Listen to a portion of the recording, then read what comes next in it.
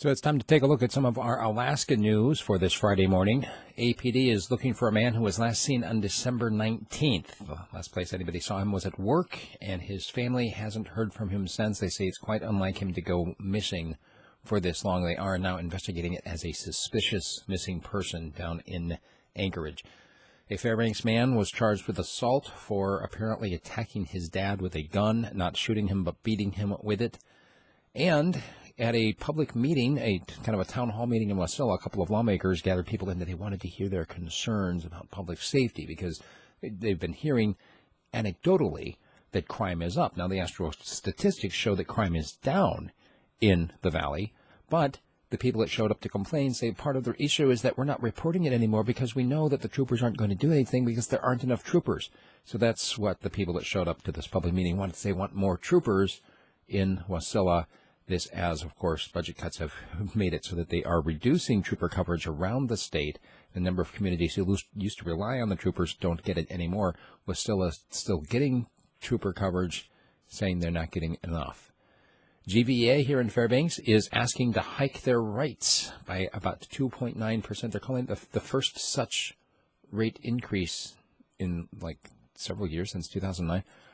I thought we just had an increase, what was that, last year? Apparently it was a different kind of increase. Another 150 Sears stores are going to be shut down around the country, but not in Alaska. They say that Alaska has been spared the cuts. Also, if you're looking for legal weed here in Alaska, apparently there's quite the shortage.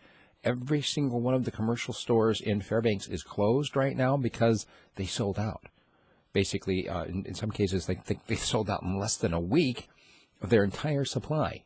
Everything that they thought that they were going to sell over the next several months until the next supply comes online, completely gone off the shelf. So they're waiting for some of the local stores are waiting for stuff that they're growing themselves, waiting for the plants to mature. In other cases, for instance, some of the Fairbanks supply was actually sent down to Anchorage, and they're about out as well. So once again, legal marijuana with shortages. Alaska Airlines has officially begun flights now finally to Havana. It was announced way back in March that they were going to. Now that they actually did. Yesterday was the first such flight from Los Angeles to Havana, and everybody is very excited about that. Do you think the newspapers are dead? A lot of people do, but apparently a couple of startups in Alaska, in Girdwood and in Eagle River, don't think so because now they're publishing local newspapers. And people are buying them. Lastly, if you are stuck in a ditch in Fairbanks, did you know that you can ask for free help from a Fairbanks Stuck in the Ditch Facebook page? That's what it is. You can look it up. Fairbanks Stuck in a Ditch, and all the information there from the phone numbers to call. It's actually volunteers. It's all started by a 16-year-old girl who basically somebody's stuck in a ditch. They go out there, they pull them out for free. Check it out for yourself, because I guarantee you that's not going to last long. Somebody likes to get paid to tow people out of ditches. I'm just throwing that out there for you. Check out my commentary today. It focuses on this issue. Are you awake? Check it out. Tell all your friends. Become a supporter at Patreon or through a direct subscription at radiofreespeech.com. Thanks.